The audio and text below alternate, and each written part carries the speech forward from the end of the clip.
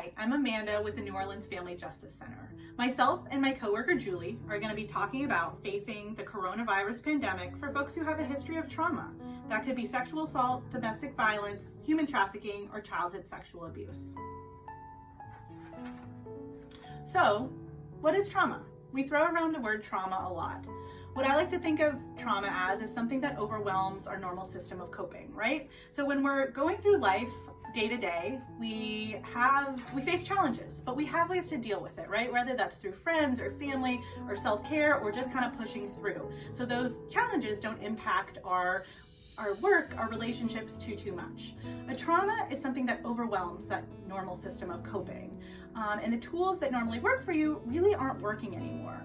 There's a lot of symptoms that people experience when they're experiencing trauma. It could be anxiety, flashbacks, so reliving a past trauma, anxiety, depression, issues with sleep, sleeping too much or maybe not being able to sleep, issues with concentration and memory, and a lot more. So what does the COVID crisis mean for survivors of trauma? The COVID pandemic has impacted and disrupted our lives in so many ways. It's scary and stressful and is causing a lot of grief and change in our community.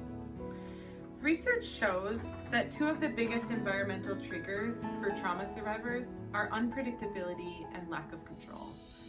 Clearly, we're living in a crisis that impacts the control we have over our own lives and makes it harder to plan our futures. When you have trauma in the past, this crisis might be particularly triggering. You may experience some of the trauma responses Amanda mentioned earlier, showing up in your body, emotions, and relationships. Your body might react in similar ways to when you experience past trauma. You might feel disconnected from your body or numb.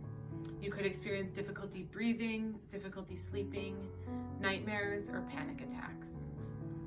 Emotionally, you may find you're feeling up and down, irritable, on edge. Your emotions are unpredictable.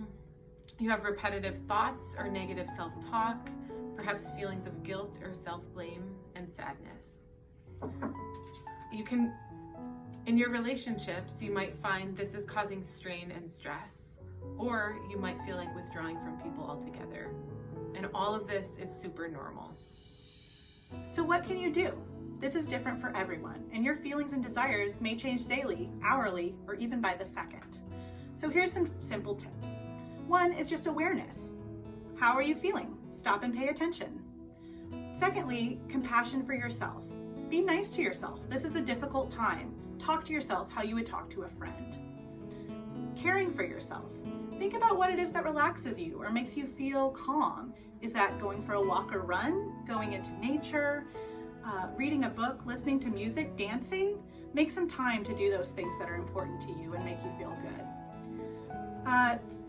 Creating support and community connection. So figure out ways, even remotely, that you can connect to folks, call a hotline, or spend some time in a community that feels good to you.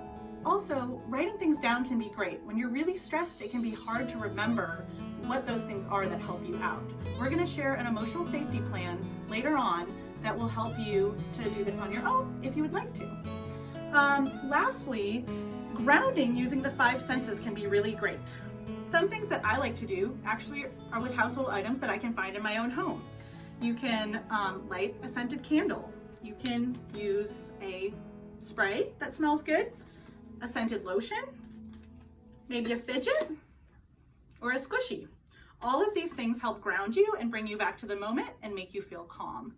Lastly, we're going to share a video by our coworker Claire later on grounding techniques so you can learn those along with her. To be clear, trauma and stress don't cause or justify abuse.